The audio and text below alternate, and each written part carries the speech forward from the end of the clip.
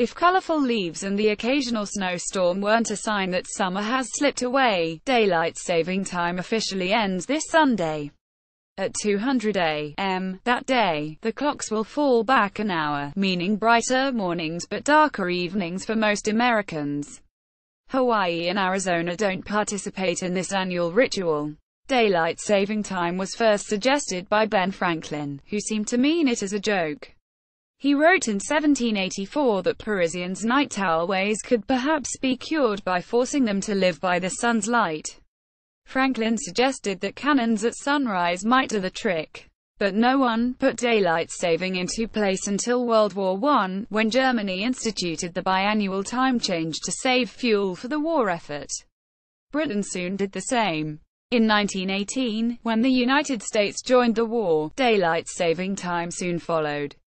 After the war ended, however, Congress got rid of the time change. Farmers hated it, because they had to do their jobs by the sun no matter the time on the clock. When Woodrow Wilson tried to defend daylight saving time, Congress actually went over his head, overriding his veto of their repeal. Getting everyone on the same page. So how is it that we're turning our clocks forward and back these days? World War II. Again, American officials instituted daylight saving time to save energy for the war. But post-World War II, the United States was less rural than post-World War I. This time around, people supported keeping daylight savings so they could enjoy the summer sun after working hours. For a few years, the country fell into chaos. Some towns kept daylight savings, while others ditched it. According to David Pre-Rowell, author of Seize the Daylight: The Curious and Contentious Story of Daylight Saving Time, Thunder's Mouth Press, 2005, 135-mile 56-kilometer bus ride from Moundsville, WVA, to Steubenville, Ohio, took riders through no less than 7 different time changes.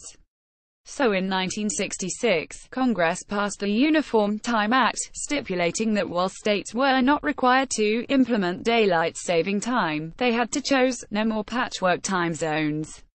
The federal government also took on the responsibility of choosing the spring forward and fall back days for changing clocks. Today's daylight savings. At first, daylight saving took up much less of the year than it does today. But Congress expanded the length of the daylight saving period in the 1970s and 1980s, and finally lengthened it all the way from March to November in 2007. Daylight saving time has its advantages, such as more post-work daylight in the summer. But the switch can be tough on the body clock. The hour shift can interfere with sleep, especially for night owls, according to a 2007 study in the journal BMC Biology.